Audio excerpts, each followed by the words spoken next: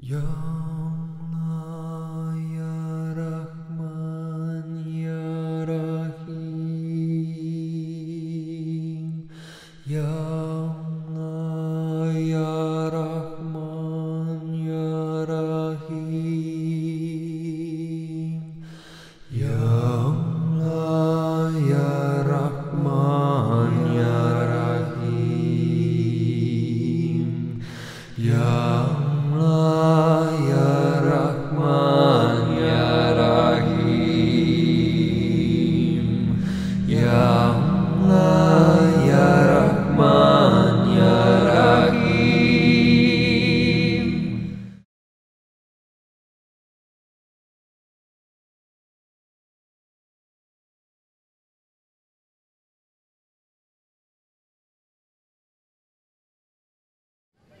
Assalamualaikum.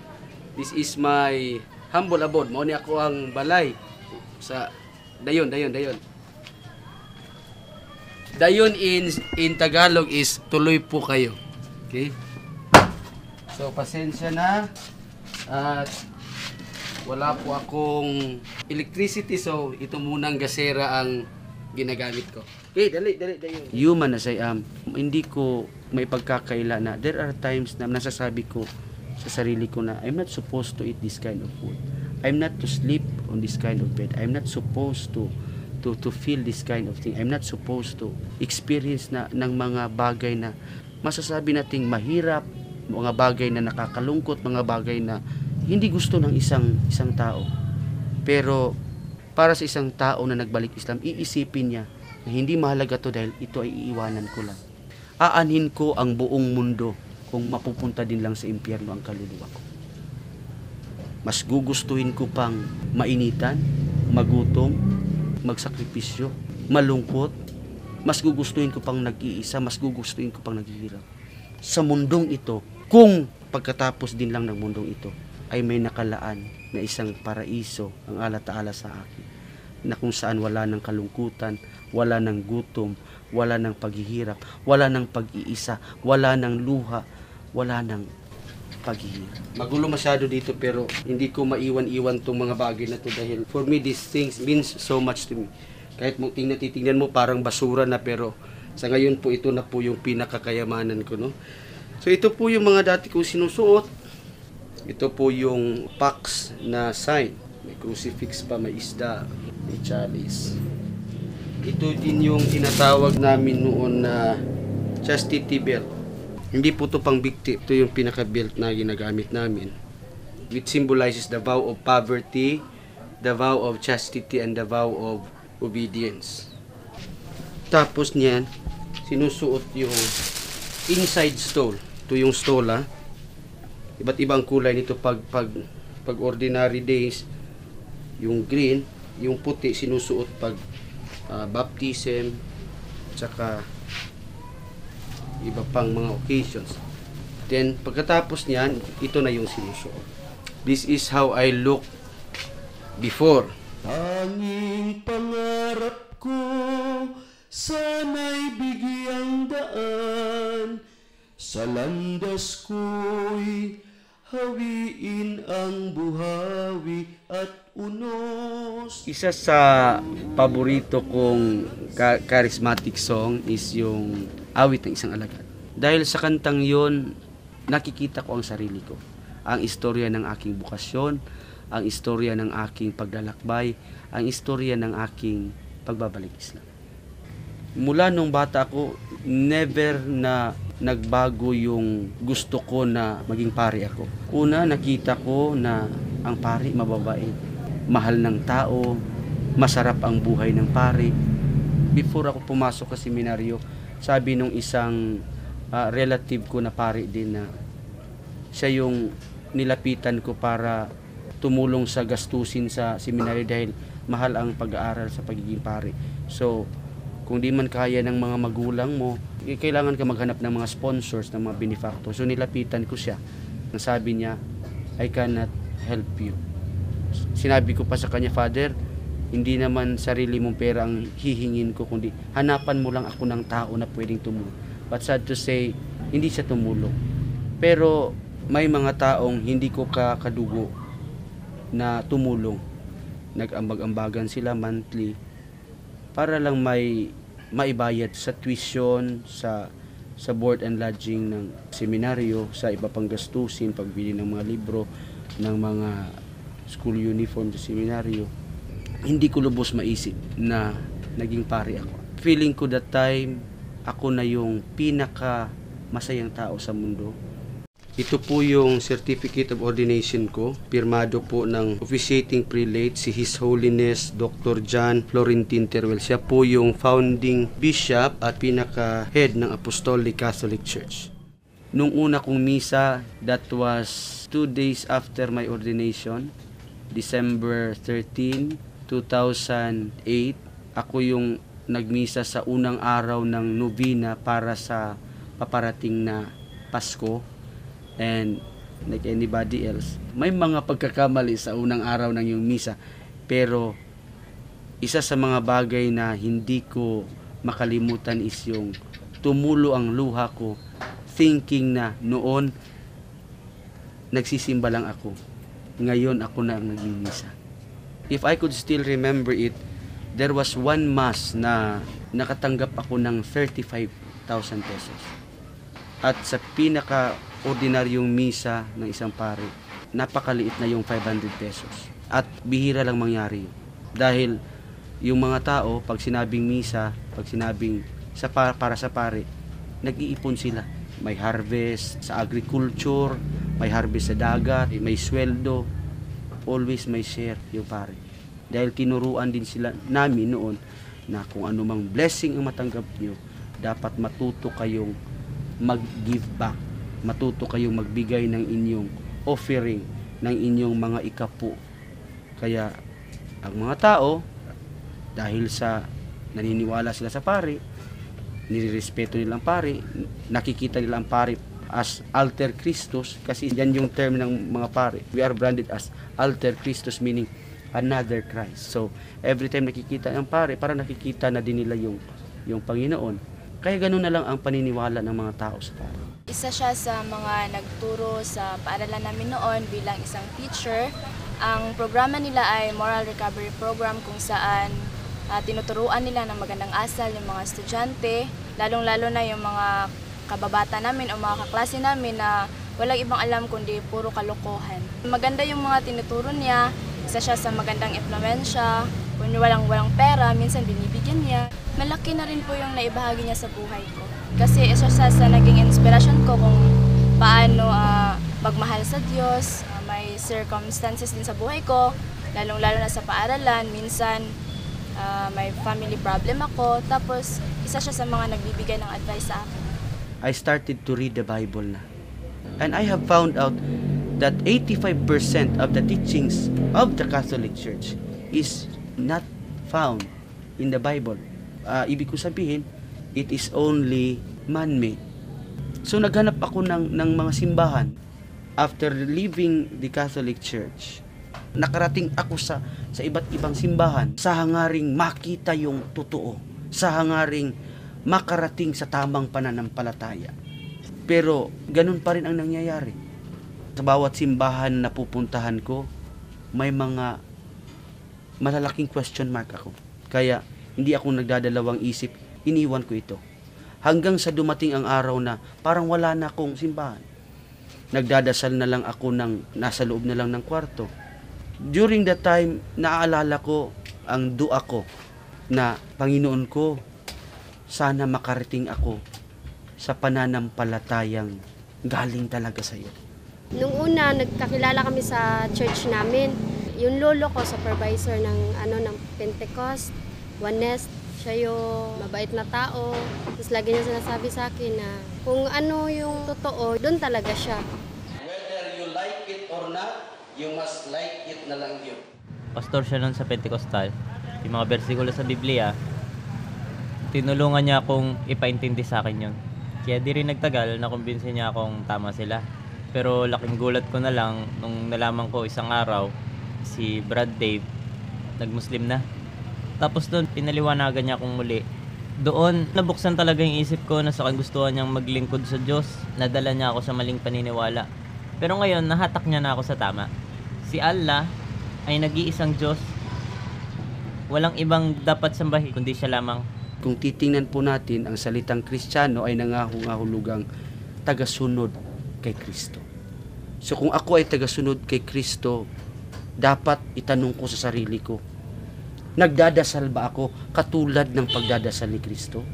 Nag-aayuno ba ako katulad ng pag-aayuno ni Kristo? Ilan ba ang Diyos na itinuro ni Kristo? Dahil kung titingnan natin, sino ba ang nagdadasal ng nagpapatira pa tulad kay Kristo sa panahon natin? Sino ba sa atin ang nag-aayuno ng katulad ng pag-aayuno ni Kristo? Sino ba sa mga reliyon natin na nagtuturo ng tinatawag nating absolute monotheism, gaya ng tinuturo ni Propeta Jesus? Mga Muslim. Lahat ng ito ay recorded sa Biblia. Kung ako ay totoong Kristiyano, dapat sumusunod ako, gumagawa ako sa mga ginagawa din ni Kristo. Dahil ako ay tagasunod. Dahil kung hindi ko gagawin yung mga bagay na ginagawa ni Propeta Jesus, ay hindi niya ako tagasunod. O baka ako ay kaaway ni Propeta Jesus. So, hindi ko iniwan ang pagiging Kristiyano ko, bagkus ginawa kong ganap ang pagiging Kristiyano ko. Kaya nag-Muslim ako.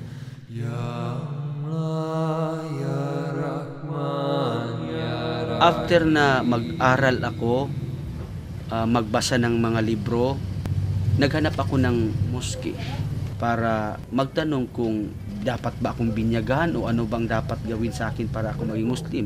I was so shocked na wala palang binyag sa Islam. Kung hindi, you will just testify that there is only one God worthy of worship, na siyang Allah Ta'ala, at si Propeta Muhammad sallallahu alaihi wasallam ay propeta, sugo ng Allah. Una, takot ako pumasok sa simbahan ng mga Muslim. Dahil nasa isip ko, mga Muslim, terorista, mamamatay tao, namumugot ng ulo. So, nagdadalawang isip ako, pero nilakasan ko lang yung loob ko. At without any hesitations, that was December 14, 2012, na ako ay nagbalik Islam formally. Sinabi ko sa sarili ko, kung ako ay totoong mananampalataya ni Propeta Jesus, dapat mag-Muslim ako. Dahil kung ikaw ay umaangkin na nananampalataya kay Propeta Jesus, pero nananatili ka sa isang pananampalataya na hindi tinuro ni Jesus, hindi ginawa ni Jesus, hindi ka totoong Kristiyan. Kaaway ka ng Kristo. Ya Allah, Ya Rahman, Ya Rahim. Asyhadu Allah ilaha illallah wa asyhadu anna Muhammadan Rasulullah. Nung una ko itong binanggit, hindi ko maiwasang tumulo yung luha ko. Dahil para bang sa maliit lang na mga pananalitang yon, nagawa ko ang pinakamagandang desisyon sa buhay ko. When I embraced Islam, nawala yung mga kaibigan ko, nawala yung luxury. Masasabi ko, I lost everything. But I have found something that the world cannot give. Natagpuan ko ang Islam. Nung nalaman ko na nagbalik Islam siya, parang nagalit ako sa kanya, tapos iba na yung tingin ko sa kanya. Kasi alam ko noon, yung sinasabi ng mga ibang tao na ang Muslim daw ay parang mainitin ng ulo, tapos daw hindi naniwala sa Diyos. Tapos sabi nila, lagi daw nagre-rebelde, pero iba naman yung nakikita ko sa kanya yung nagbalik Islam siya. Common na reaksyon talaga ng mga kapamilya natin na magtaka. Pangalawa, hindi natin maalis sa kanila na magalit, magtampo.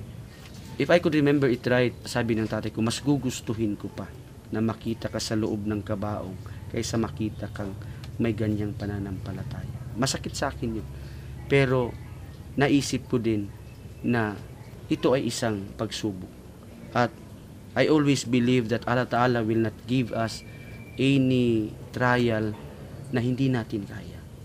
I always believe na kung may mawawala man sa buhay natin, Allah Ta'ala will always provide something. Kung hindi man better, He will provide the best. Napakaraming bagay na pwede kong hilingin sa Allah Ta'ala. But one thing na hiningi ko sa Kanya is sana dumating sa punto na maging isa kaming pamilya na naglilingkod sa Kanya.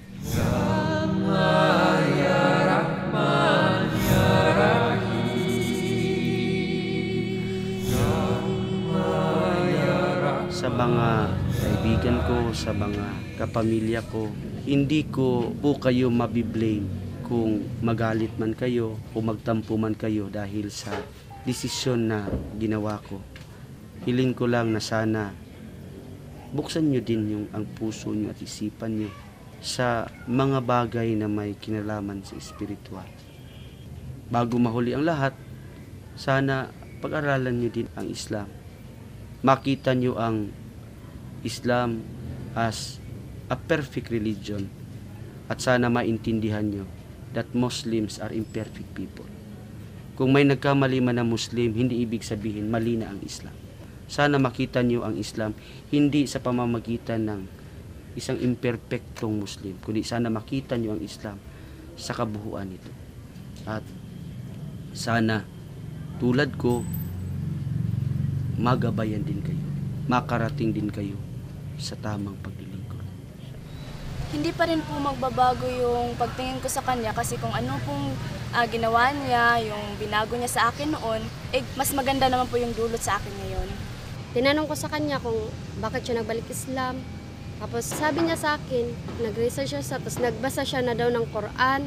Tapos sabi ko, ano namang pagkakaiba nun? Tapos yun, marami na siyang sinasabi sa akin about sa Islam, na nagbasa din ako. Tapos sabi ko, parang yung sinabi niya, parang nalaman ko na totoo pala yung ganun. Ikaw man ay isang obispo, isang monsinyor, isang pare, isang madre, isang pastor, dapat magsuri ka. At sa iyong pagsusuri, sana isama mo ang Islam.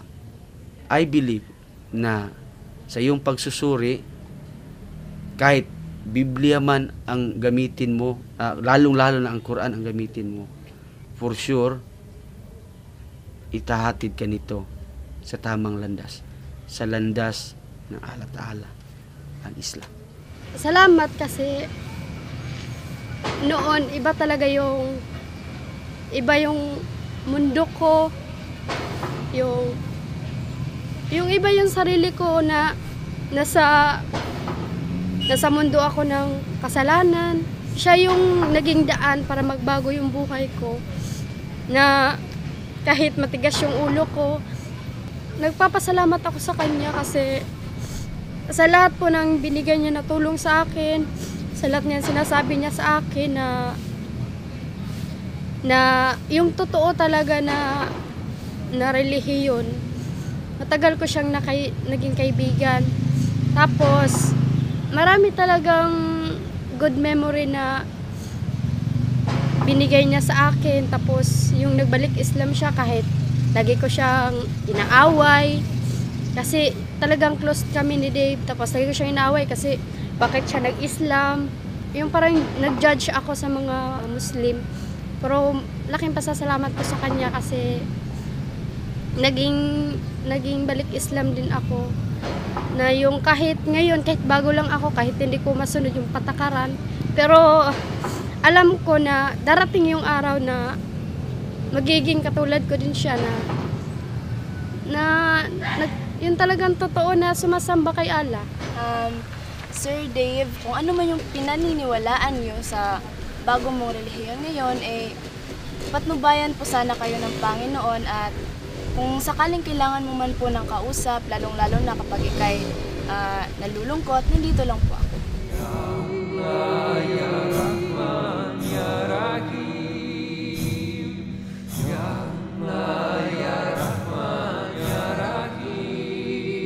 Sa tanan ito mag-aigsunan nga nalungogi na itong programa, maayong hapon kaninyong tanan, Luzon, Visayas, ug Mindanao, kutob sa hapon din atong pagsilya.